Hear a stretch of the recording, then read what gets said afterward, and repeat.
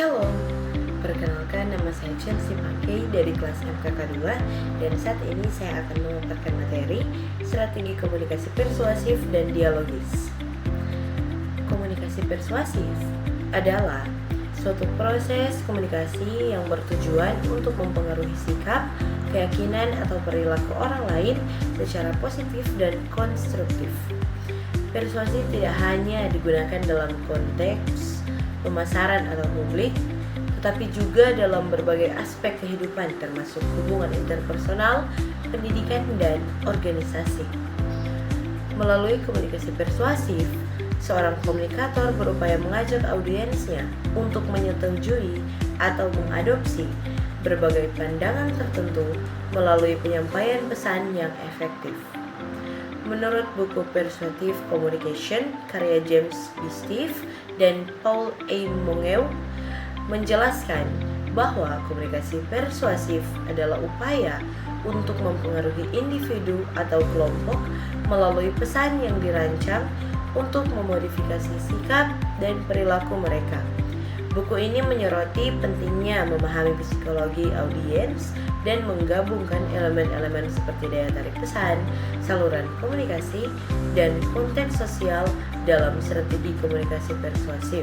Selain itu, The Psychology of Attitude Change and Social Influence oleh Zimbardo dan Leipe menambahkan bahwa keberhasilan persuasi sangat tergantung pada seberapa baik pesan tersebut sesuai dengan kebutuhan, nilai, dan kepercayaan audiens. Menurut Aristoteles, salah satu tokoh awal yang mengembangkan teori persuasi, persuasi melibatkan penggunaan retorika sebagai alat untuk mempengaruhi audiens. Retorika ini meliputi teknik-teknik berbicara yang dirancang untuk bisa terus dalam membuat pendapat atau argumen yang meyakinkan dan mempengaruhi pendengar dengan cara yang efektif. Dalam konteks komunikasi, persuasi sering dilakukan melalui berbagai strategi, seperti penggunaan bahasa yang efektif, penyampaian emosi, dan penguatan argumen logis. Aristoteles dalam karya-karyanya seperti Rhetoric mengidentifikasi 3 elemen utama dari persuasi, yakni sebagai berikut. Yang pertama, ethos atau kredibilitas pembicara. Ethos merujuk pada kredibilitas atau karakter pembicara yang memengaruhi seberapa percaya audiens terhadap pesan yang disampaikan. Jika seorang pembicara dipandang sebagai seseorang yang memiliki integritas, berpengetahuan luas, dan jujur, audiens lebih cenderung mempercayai pesan yang disampaikan.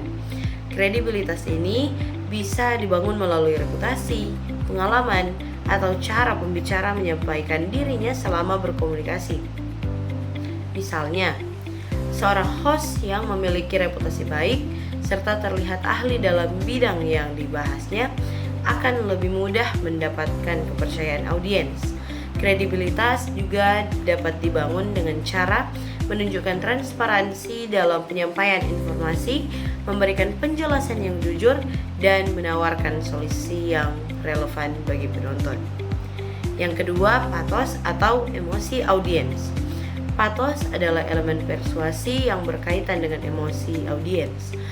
Pathos dapat dicapai dengan cara menggunakan cerita, visual, atau bahasa yang membangkitkan perasaan tertentu seperti empati, kegembiraan, atau kekhawatiran. Misalnya, dalam live streaming, host dapat menggunakan pathos dengan berbagai cerita menarik, menyampaikan manfaat emosional dari produk, atau menunjukkan bagaimana produk tersebut dapat meningkatkan kehidupan audiens. Emosi yang disampaikan bisa berupa rasa senang, kagum, atau bahkan urgensi untuk segera memiliki produk tertentu. Dengan menyentuh emosi audiens, host dapat membuat pengalaman menonton lebih personal dan interaktif. Yang ketiga, logos atau logika argumen. Logos merujuk pada penggunaan argumen logis dan bukti yang mendukung klaim yang dibuat oleh pembicara. Elemen ini melibatkan penyampaian informasi, fakta, data, dan alasan yang masuk akal untuk meyakinkan audiens bahwa apa yang disampaikan itu benar atau bermanfaat. Contoh, dalam live streaming, host dapat menggunakan logos dengan memberikan detail spesifik tentang kualitas produk, seperti komposisi, harga yang wajar, atau perbandingan produk dengan kompetitor. Bukti logis ini dapat meningkatkan keyakinan audiens bahwa produk yang ditawarkan memang berharga dan layak dibeli. Dengan demikian, komunikasi persuasif bukan hanya tentang menyampaikan pesan, tetapi juga tentang bagaimana pesan tersebut diolah oleh audiens, apakah pesan tersebut relevan, dan bagaimana penyampaiannya dapat memicu perubahan sikap yang diinginkan. Strategi komunikasi persuasif.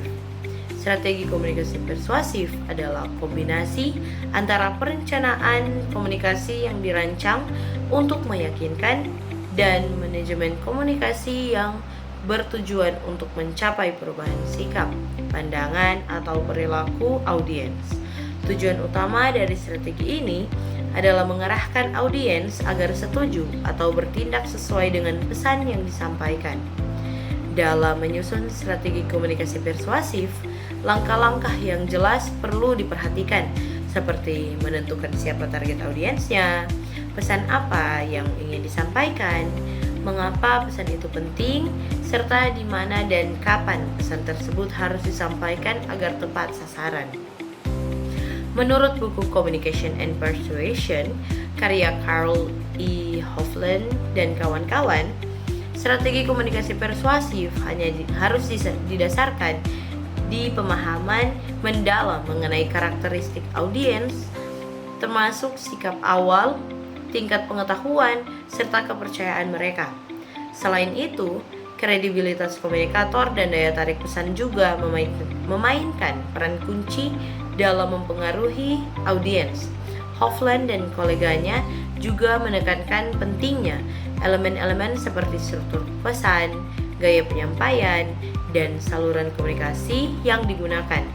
Buku ini menjelaskan bahwa proses persuasi tidak hanya sekadar penyampaian pesan, tetapi juga bagaimana pesan tersebut diproses dan direspons oleh audiens. Umpan balik dari audiens memberikan indikasi seberapa efektif strategi komunikasi yang dilakukan. Selain itu,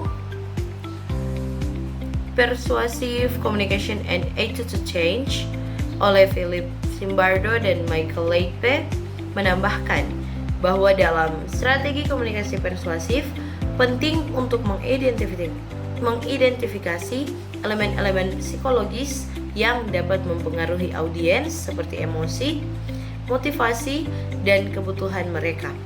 Pesan yang disampaikan harus relevan dengan audiens dan disampaikan dengan cara yang menarik agar dapat menggerakkan mereka untuk bertindak. Berdasarkan uraian mengenai strategi komunikasi persuasif, maka bisa diketahui bahwa strategi komunikasi persuasif tidak hanya berfokus pada penyampaian pesan yang jelas dan meyakinkan, tetapi juga pada analisis mendalam tentang siapa audiensnya dan bagaimana mereka akan merespon pesan tersebut. Ini membutuhkan perencanaan yang matang dan pemahaman yang baik tentang konteks sosial dan psikologis dari audiens. Strategi komunikasi dialogis adalah pendekatan interaksi dua arah yang menekankan kesetaraan, keterbukaan, dan empati antara komunikator dan komunikan. Tujuannya adalah membangun saling pengertian, di mana audiens tidak hanya menjadi pendengar pasif, tetapi partisipan aktif dalam diskusi yang setara. Untuk menerapkan strategi ini secara efektif, kita dapat menggunakan beberapa pendekatan dan prinsip utama sebagai berikut. Yang pertama, penerapan dua arah. Ciptakan ruang yang setara di mana umpan balik atau feedback dihargai dan dipertimbangkan dalam pengambilan keputusan. Yang kedua, pendekatan empatis. Dengarkan secara aktif atau mendengarkan untuk memahami, bukan sekadar membalas, dan tunjukkan ketertarikan tulus pada perspektif lawan bicara. Yang ketiga, keterbukaan informasi. Pastikan informasi yang disampaikan relevan, mudah dipahami, dan dapat dipertanggungjawabkan untuk membangun kepercayaan. Suasana non-formal. Kurangi batasan protokoler atau hierarki kaku agar lawan bicara merasa aman dan nyaman untuk mengekspresikan pendapat. Dan demikian pemaparan materi dari saya. Saya Chelsea Bangkei dan terima kasih dan Tuhan Yesus memberkati. Shalom.